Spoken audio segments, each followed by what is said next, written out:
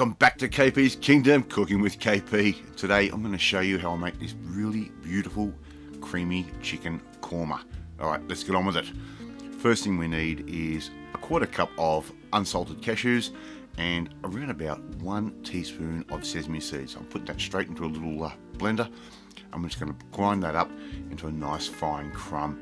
No real issue here. 500 grams of the natural Greek yogurt. Make sure it's a Greek style yogurt.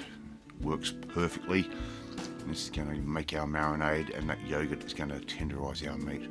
Add that crumb that we just made with the cashews and sesame seeds straight in on top, and we want around about a quarter teaspoon of turmeric, ground turmeric, about a 2 centimeter piece of ginger or equivalent, and the equivalent to 3 cloves of garlic straight in like that.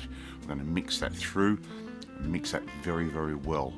That cashew and that sesame seed is really going to add to this whole dish. Right, now if you want a little bit of chili, put a little bit of ground chili in. I'm putting a very small amount in. Some of the people don't like it very spicy. I love it really spicy, but anyway, that's another story for another time. Right, I've got 1 kilo of chicken thighs, and we simply want to cut these up into around about 3 centimeter cubes. And just check your chicken thighs, because when they go through some of these processing plants, you get a little bit of bone here and there. So just run your fingers along there, and if you find that bone, just trim that out. So we just continue cutting those into these nice little chunks. And 3 centimeters is only a guide, it's not essential. You cut it up as large as you want. I'm going to put that straight into our yogurt and spice mix. We're going to give that a really nice big stir, just like I'm doing there. And what we want to do is leave this for a nice period of time to marinate. A minimum of 3 hours. It would be better if you even left that overnight. That will really get that chicken nice and tender. But 3 hours was good enough for this recipe that I cooked. So off to the fridge we go. Our next step, in our nice big fry pan, I'm using the brand new wok today because we're doing a couple of recipes today. I've got some, about 1/3 of a cup of unsalted cashews and about 1/3 of a cup of coconut flakes. I'm just going to toast those off until they're just nice and golden brown. Just be nice and careful with that. It will burn quite easily. It'll only take a minute or so to do that. I'm going to transfer that into a bowl for later. So I've got about 20 grams of butter. You could also use ghee if you prefer. I'm just going to put that straight into our pan, and I've got 2 onions that I've thinly sliced. A nice little dash of salt on there that's going to help wilt down those onions. Give it a little dash of oil, about maybe 2 teaspoons maximum. And we just want to cook these onions off until they're nice and soft. Right, there we go. They're nice and soft, and we're ready to continue with our recipe. And the simple bit is all of that marinade and all that chicken that we made, we're simply just going to put that straight into our saucepan or fry pan or wok, depending on what you want to use.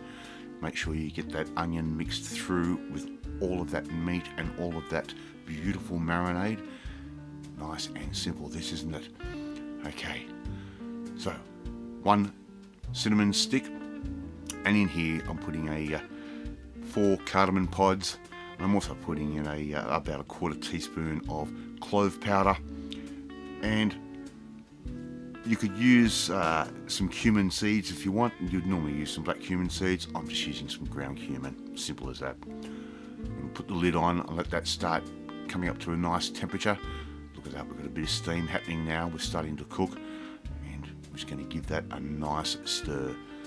And the important thing is bringing this up to temperature at a sort of reasonable rate. We don't want to bring it up very rapidly. Just want to do it nice and slow, because it's a nice and slow dish, this. And we're going to cook this off in total for about 40 minutes to 1 hour. Okay, so with nice low heat, just keep it moving around every now and then, and look at the color changing. So we want around about 2 tablespoons of lemon juice. I'm just squeezing the lemon through my fingers and catching the seeds in my fingers. No need to use a strainer and have something else you need to wash up. So the 2 tablespoons of lemon juice will go in. Just keep that stirring around. Oh, doesn't that look inviting and beautiful?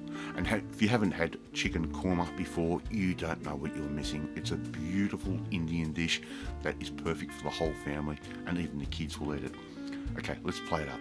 So get yourself a plate or a nice large shallow bowl like we're using here. That's actually a consommé plate, and simply just put that down. You could serve this with a bit of rice on the side if you want to. Absolutely perfect. Or you could have it with another vegetable dish on the side, like maybe Bombay potatoes. Who knows? Thank you so much for watching this video. If you like this video, oh yes, and here goes our coconut and our cashews straight over the top like that. Look at that. Nice little garnish. As I said, thank you so much for watching this video. If you liked it, hit that like button. Gives me confidence. It should make you feel warm and fuzzy too. Hit that notifications bell. You'll be notified every time a new video goes up. But more importantly, I want you to come and join the family. Hit that subscribe button and you'll never miss another one of my videos again. I will catch you next time. Bye!